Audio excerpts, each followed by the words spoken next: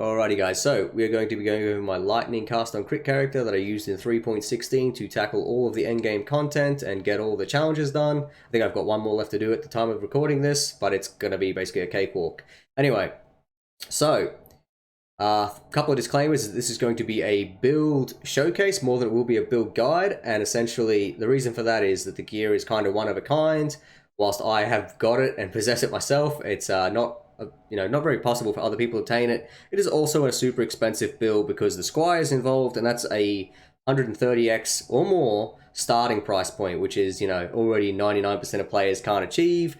League's also dying out. There's many reasons why I've made this decision, but I've gone over it with my friends. Essentially, we all kind of agree that it's probably better just to show you the tech, and if you're the kind of player that can or wants to play this build, you can adopt the tech, and I'll just explain why I did things the way I did, and you can adopt that to your own build, basically.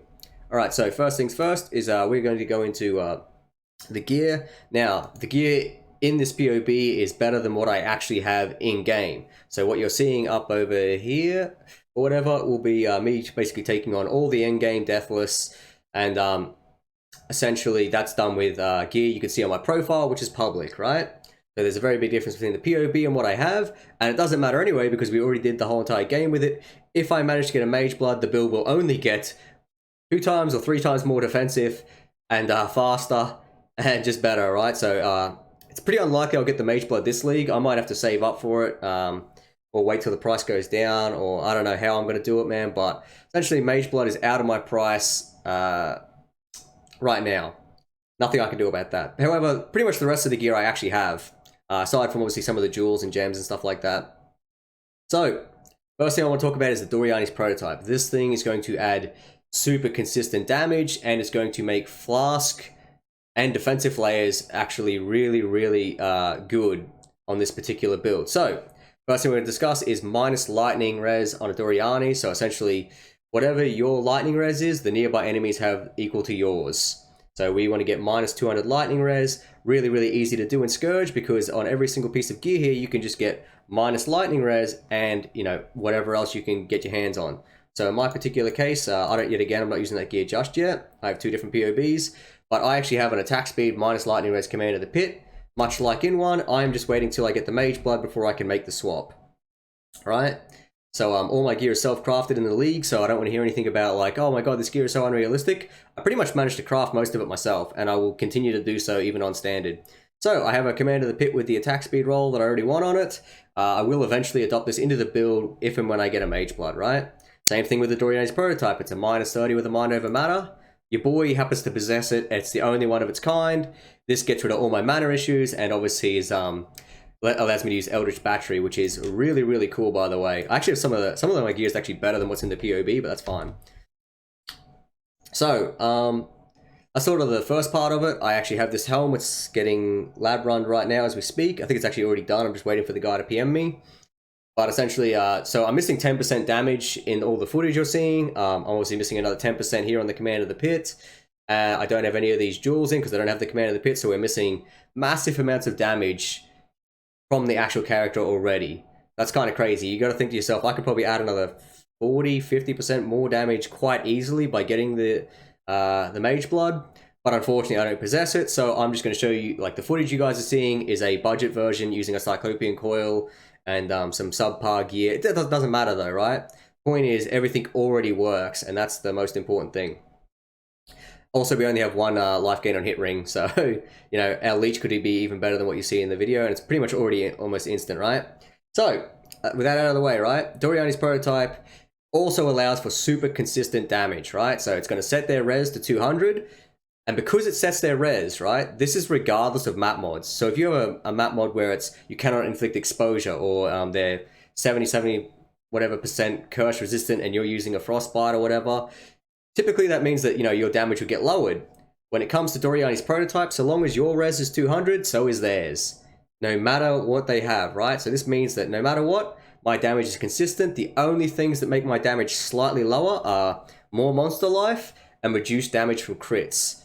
Very consistent, very powerful, including on bosses, by the way. So Cyrus, he has minus 200 lightning res against me. It can also be used in party play, I'll put that out there, but that's just a separate thing entirely. I'm not even going to really worry about going into that.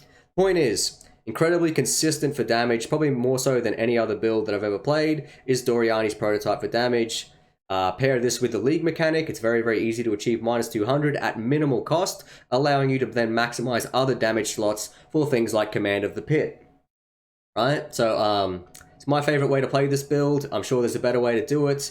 I'm sure you could get better gear than this. If I had, like, you know, plus levels on this, it would just be insane, but that gear will probably never exist, and I imagine Scourge will not stay in the game. So, not only is it a fantastic offensive option, it's also a fantastic defensive option. So, armor applies to your lightning damage taken from hits as well. Now, this does have the drawback of not including damage over time. It only works for hits. That being said, it also makes you incredibly defensive against lightning. So first thing you guys need to know about this bit of tech when you're using a Doryani's is that to get essentially 75 res on the build, you need about 20,000 armor by default, right? So I would not play a Doryani's prototype build if I could not get 20,000 armor. So even when my flask are down on this build, right, I have about 30,000 armor normally. Right? I think in game it says like I got 22 or 23,000. It's not including some of the nodes we take or whatever. But the point is that even without this, right? Even without this, I have minimum 20,000 armor, which is the equivalent of 75 all res. Okay, so that's super important. If you're ever going to play a Doryani's prototype build, have at least 20,000 armor on the build, right? And that's just through sheer gear choices. So like the armor we get here, armor here.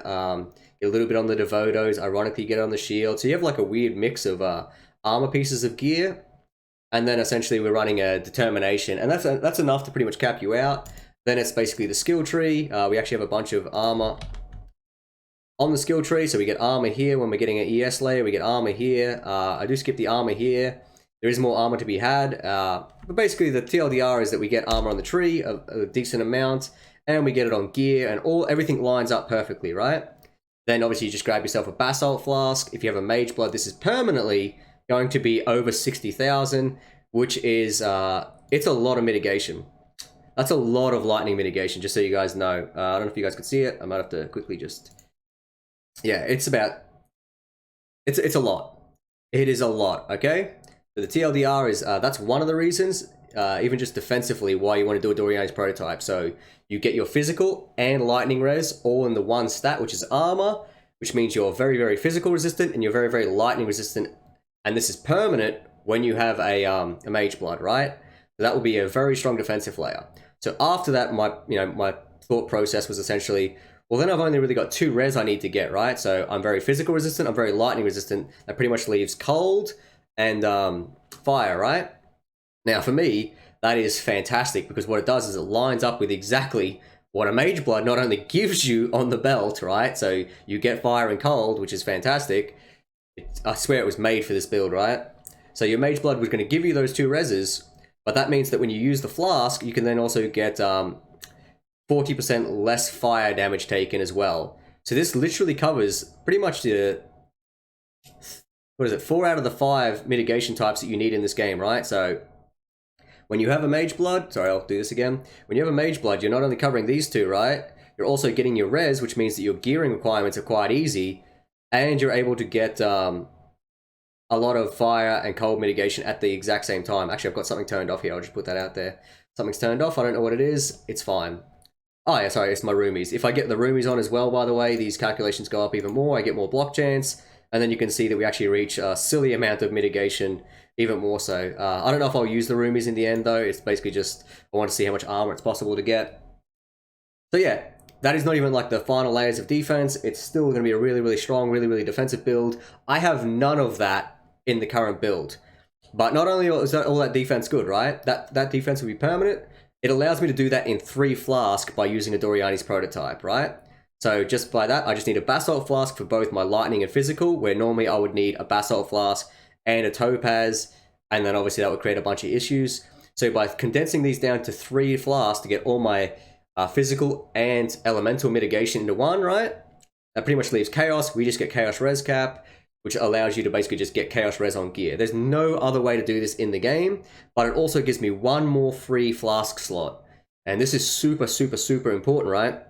Is movement speed. Movement speed on cast on crit builds is, you know, it's paramount basically, right? So if you can't reach the target, you can't do your lightning damage, And, you know, notoriously, the Inquisitor has nothing to gain movement speed. So by using a Mageblood, this will be fantastic. I have none of this movement speed, by the way. Okay, so I'm using a regular Flask right now on my character. So everything you're seeing in the footage, even though it's kind of quick, is basically just one roll here. I don't even get like reduced flash charges. So essentially, my character is not even close to done. I didn't even have quality on my Flask, by the way, in those videos. I only found that out after. But by the way, that is my 115 movement speed, is my movement speed while cycloning. Without that, it's actually going to be 186 in the end. And I guarantee you, on standard with a legacy Flask, this will be insane because I'll have a lot more. So that will make me basically have a lot of movement speed, taking out, in my opinion, one of the biggest weaknesses of any Cyclone cast on crit build, which is you need to be able to get to the enemy fast. And you don't really want to flame dash because flame dash has a small delay on it. That small delay can get you killed, yet again, depending on cast speed and stuff like that. But essentially, this is all my defenses that I'll need and my movement speed all in one section, and that is perfect for Mageblood. Mageblood is perfect for this build. I didn't even need that, and I could already do everything in the game. So all the damage you see me taking right now in the game is essentially me with, I believe, 8% mitigation, right? So in all that footage, the only thing I've got giving me less elemental damage taken is, in fact, Augury of Penitence. That's it. So I take 8% less elemental damage, and I'm eating absolutely everything else. When my Flask are down, I only have about 25,000 armor. So I'm still taking basically 75 Ores. So I have a pretty ordinary character outside of the pretty high HP pool. So we do have about a 7,200 life pool right now. And that's basically what's carrying it, along with a bunch of life gain on hit and regen. We do have a lot of regen, by the way, so which is something I'll get into a little bit later. Sorry, pardon me, guys. So, Doryani's prototype, best in slot, both defensively, offensively, and what it offers further down the track with the Mageblood as well. In particular here, mine has a mind over matter, and that's why I said that you guys basically can't just copy this one-to-one. You can adapt the tree and basically come out through here, and you can grab Mind Over Matter if you really want to play it this way, come up through here, which is what you'll see a lot of other people do. But then you'll have different stat requirements, you'll have to do different gear pieces. There's a lot of reasons why this is not a one-for-one port, but the number one thing is that I have a tree that gets extra armor, I have a tree that gets extra regen, so obviously I get the extra regen from here, and all of that translates to extra ES regen and a bunch of other things. It's basically, this is a superior tree that is only possible due to me getting that particular chess piece. So you'll have to make your own tree and adapt the same philosophy. But this essentially allows me to also plug and play any skill I want. Like, I have zero mana issues no matter what I do here. Not only is it the insane regen and using Eldritch Battery, which is on its own a very, very powerful mechanic, it then allows me to abuse a Watcher's Eye, right? That allows me to get ES gained on hit. Easiest way to work out how ES on hit works, right, is that you have a total spending cost and then a total, what do you want to call it? A total, like, net positive you can also get. So if I was to look at my arc, right? So my Cracking Lance cost me 0 because it's on the Mjolnir. So Mjolnir has 0 cost, right? 0 cost. And the only one that has a cost right now is Arc. And Arc has quite a big cost, right? of 53 mana. Sorry, pardon me, guys. So, easiest way to work out, are you going to be net positive? Is just to calculate it all yourself manually. So, if I go over here to my Cyclone, right, it's only going to cost me 4 mana. Right, so it cost me 4 mana. This thing gives me back 24, right? So, it cost me 4 mana. Sorry, I should do this way, right? So it costs, I'm getting back 24 on Cyclone's hit, right? And then I lose 4 for the cost of the Cyclone. But I'm making a net positive of 20 over here, right? Then it's the arc hits, right? And when the arc hits, it cost me 53, right? So minus 53, I'm at a loss there. But then I have to plus back on the 24, right? So we calculate this, I'm at minus 33, I'll be making a net loss. I would then plus the 24 again, right? And it's like, I'm at minus 9. Now, the good thing is, obviously, Cracking Lance is free, and Cracking Lance is another plus 24, right? Also, I usually use a Ball Lightning, and a Ball Lightning obviously hits multiple times per cast. So basically, the TLDR is that I end up with a massive net positive without, pretty much on any skill I use, right? Doesn't matter how high the cost, I will always end up with net positive in terms of the cost, along with my regen, along with my leech, all at the same time. So basically, just the ES on hit Watcher's Eye alone is enough to sustain everything. But even if I did not have this, right? So if I took off this Watcher's Eye, oops. I would still have a net positive. Sorry, we'll just go quickly do it in Thingo. I've already tested this on single target, but the ES on hit is basically a quality of life.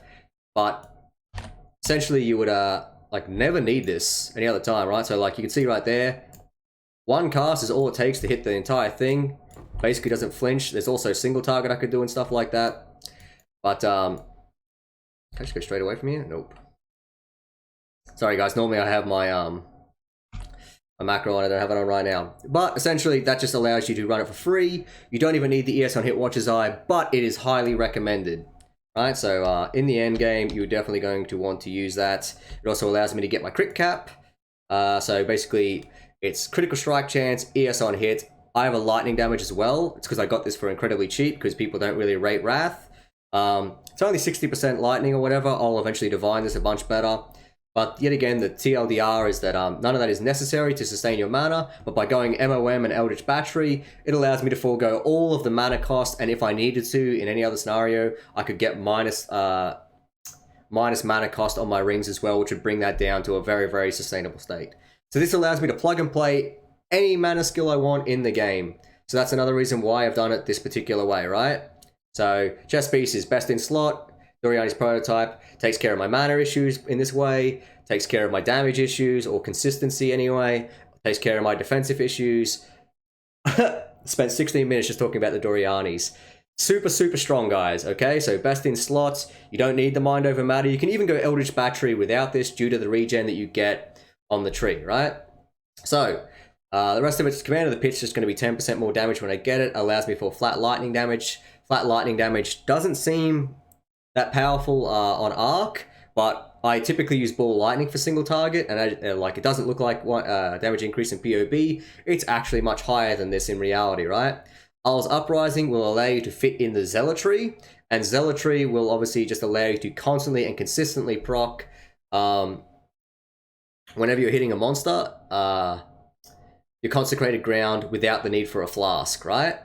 So that's really, really strong, because obviously when you're moving, right, so basically Inquisitor has this thing where it's like, while you're moving, you can't do Consecrated Ground, so they take 15% more damage while you're on Consecrated Ground, and I know people think that like, oh man, what's the point of Zealotry? Then you can just sort of stand still and get it.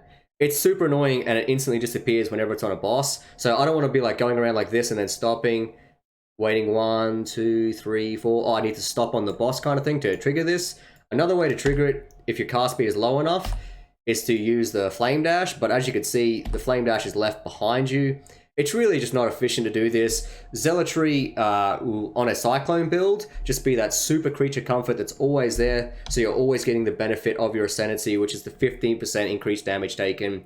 Zealotry is obviously just much better to do it this way. You really, really want this, and that allows you to squeeze in 6 massive auras, right? So we get Wrath, we get Precision, we get Determination, which obviously gives us our armor, so mandatory for the build. Gets the discipline, right? Because obviously that's what we need to trigger our ES and give us a really, really effective EHP pool. And our Tempest Shield, which makes us shock immune, by the way. Shock immune, and gives us spell block to be paired with our other block, giving us 30 block, 30 spell block kind of deal. It's not quite that, it's 28 or something. You can see it in the POB, but it's really good.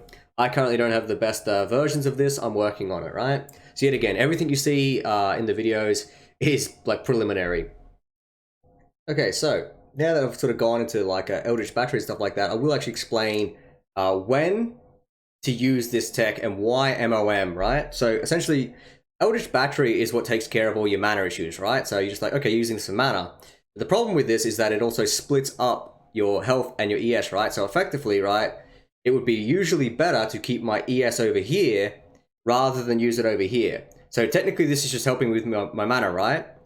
But if it lines up that 30% of your total HP pool is equivalent to whatever your ES is, that's when you go EB MoM. So what I mean is, right, is if I was to go on a calculator here, so this is when to go EB MoM. Otherwise, I would not need this much ES, right? Otherwise, this would just be purely for sustaining my mana, and I could get away with, you know, like 300 ES. It wouldn't even be that important, right? But when you do want this, is essentially when it lines up perfectly. So if I was to take my total amount of life combined and then make it 30%, that's effectively how much my ES would be getting hit. So if I calculate this all together, right, 5,162 plus 2,135, right? My total EHP here is about 7,300, right? And MoM takes 30% of that damage. So if I was to go times 0.3, which is 30%, 2,189 of a maximum hit would be hit by my ES, right? So I'm a little bit short. It doesn't really matter, right? If you're getting hit that hard in one hit, you're basically going to die. So how this lines up perfectly is that I have the correct amount of life and the correct amount of ES, right, to effectively use my MoM layer, so using my mana spender, as a defensive layer on top of this, which means that I'm not really wasting the ES pool that I get. So normally it would be over here, and it could be out of whack, right? So if we were to go check other people's profiles, sometimes they've got like 4k ES, 4k life. If that was the case, it would be a waste for me, right? It would be a waste for me to use EB, because then I'll be losing 4k ES to essentially just spend mana. It would be easier for me to use my mana issues, right? Like, be easy for me to use my mana pool and try and sustain through that. But I find it's far more effective when it lines up like this to use EB MoM, okay? So that's how you work out when to use this tech, is like you take your total EHP pool, and if 30% of that is what your ES is, use EB MoM, okay? So that's kind of like the rule of thumb. If I had 3k ES here, there'd be like 800 left over that's basically getting wasted. It would be better spent on my actual life pool, and I would try and get my mana cost down as low as possible. But not only does that take up a prefix on both my ring slots, which could be better used for damage, but then it would also mean that on my Mageblood, I would need to get like reduced mana cost of skills, which is what a lot of other people do, by the way. So when to use EB MoM, the tech is basically when your life is like this and your ES, and basically just do that calculation. The TLDR, just do that calculation. It'll end up that EB MoM is the best in-slot choice here. It also works out on the tree. That's when to use it and why to use it, okay? So that's one of the bits of tech I wanted to describe. So we've gone over Doryani's, we've gone over the Mageblood defenses, and then we've gone over with the synergies. Very, very quickly, obviously, as well. When you're doing your Flasks this way, it allows you to get a lot of res off the gear. Yet again, just another reason why Mageblood is the tech. Just all this makes you basically a not ignite immune. You're going to be shock immune from your temper shield, and then you're going to be you actually don't need this curse immune. This is actually a mistake. I was using a default one. I keep all of these over here because Mageblood ends up in a lot of my builds. But essentially, you are also curse immune on this build. Reason being is you get we use Ugals because eventually I'm going to be reflect immune, right, from a couple of implicits. So a couple of implicits is going to make me reflect immune, and we're 30% curse immune here. Then you get the curse immune from consecrated ground, which is always up while you're mapping because you're constantly creating consecrated ground thanks to zealotry, right? So you're pretty much curse immune as well, or like 80-90% curse immune from this, right? So your Flasks don't even need to be up for curse immune, which is another reason why the Inquisitor is crazy strong, is the increased effect of curse immune through this. You'll end up with like 80-90% curse immune, if not 100 or something like that. I can't remember exactly what the math was, but you're curse immune. And then this one here will be, I think it's chill immune, but in reality, you can actually get chill immune on the boots. You can get chill and shock freeze immune on the boots. I haven't decided exactly what this is going to be yet, but now you are ignite immune, shock immune thanks to temper shield, and then you're also going to be curse immune just thanks to being an Inquisitor, right? And the Pantheons. Just super, super amazing. Pretty much only leaving poison and bleed. Poison, I don't really have a way to deal with, and I don't really care, to be honest. And what was the other one? Sorry, just sort of escaping me right now. Like I said, I'll either go for Onslaught or Chill Immune. I already have Chill Immune right here. Probably a mistake. Sorry, I've got Freeze Immune here and 50% reduced Chill. By the way, in all that footage, I will eventually be swapping to Soul of Lunaris for another 6% reduced Elemental Taken. If you have been hit recently, and obviously I will be getting hit frequently, even though we're only at 30% block cap. You do get hit often on this build, so this will be 6% more again. Anyway. Sorry, that's like really, really long-winded, but the TLDR is obviously, you know, you're going to want this. So I'll be even more tanky than what's in the POB. And you'll be more physical mitigation as well when there's plenty of enemies and more movement speed, but I'll go into that all later, right? I'll go into that all later.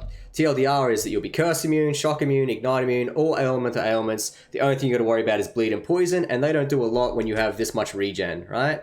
I'm currently using the wrong Flask, by the way. I'm just testing out Forbidden Taste. It basically just means that I don't have to press any buttons aside from 1, 2, 3 right now. Kind of simulating the Mageblood. I just have the Bottled Faith because it dropped.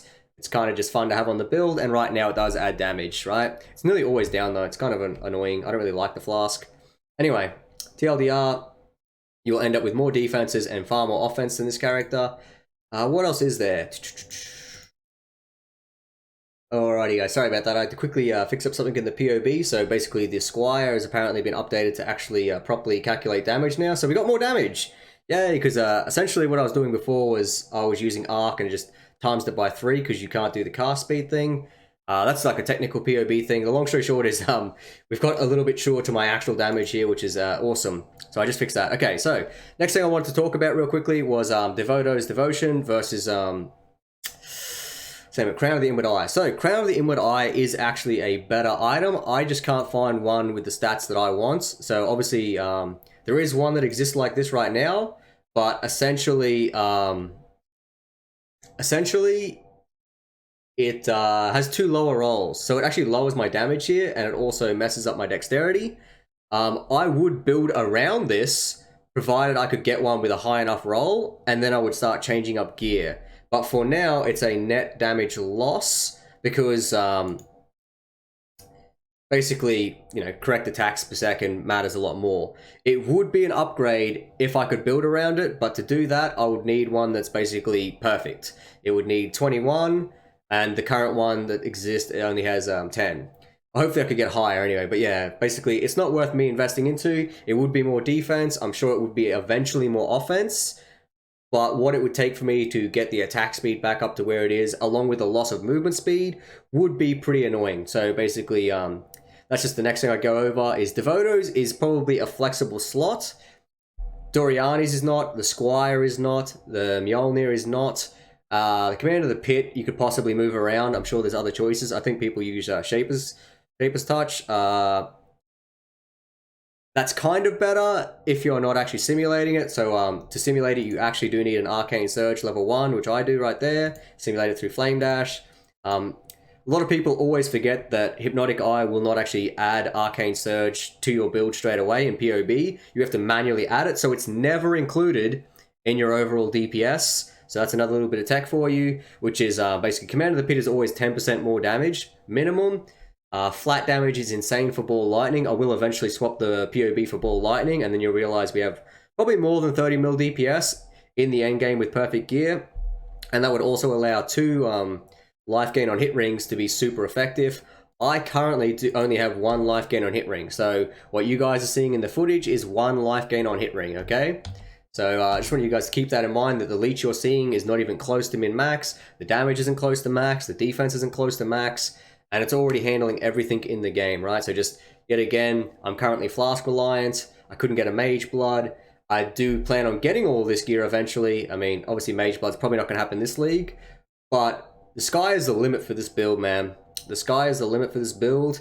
And I just wanted to go over all the tech. So right now we've gone over the Doryanis. The Squire kind of doesn't need much explanation. The Mjolnir, all the immunities that we're going to get. So we'll eventually be stun immune, all ailment immune, curse immune, really high armor, so fizz mitigation, all elemental mitigation, really, really high, not only from our Ascendancy, but also from our Pantheon as well. So currently I have this one. It should be Lunaris again. And then you just basically say you've been hit recently kind of thing. But yeah, you'll be immune to pretty much everything besides poison. And you will still take bleed damage, but you'll be corrupting blood immune in the end. You will be chaos res capped. I can basically achieve everything on one build along with 30 mil damage. A very, very decent EHP pool of over 7,000, 7,200, 7,300, whatever.